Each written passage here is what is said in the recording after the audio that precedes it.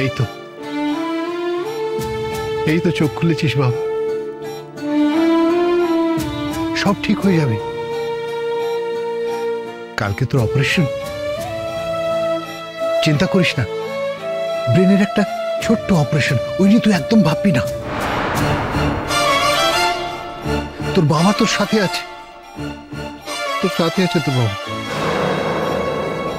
আজ সবাই বউ ভাতে গেছে, আমি যাইনি। আমি বলেছি আমি আমার ছেলের কাছে থাকব। আমি লীলাকে বলেছি তোমরা সবাই বউ ভাতে চাও, আমি যাব না, পারবো না। কি করে যাই বল? আমার বড় ছেলে বউ ভাতে যাবে না,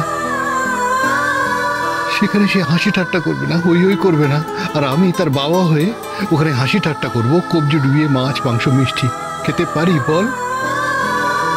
আমি তোর সাথে আছি, তুই তো কিছু খাসনি, আমিও উপোস দেব, আমিও কিছু খাবো না, দেখিস।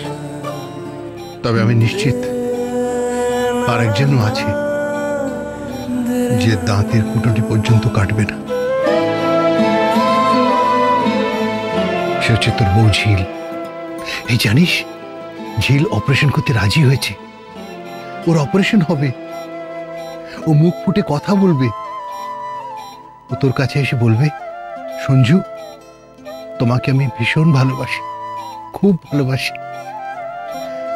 তুই তাড়াতাড়ি সুস্থ হয়ে যা বাবা, সুস্থ হয়ে যা।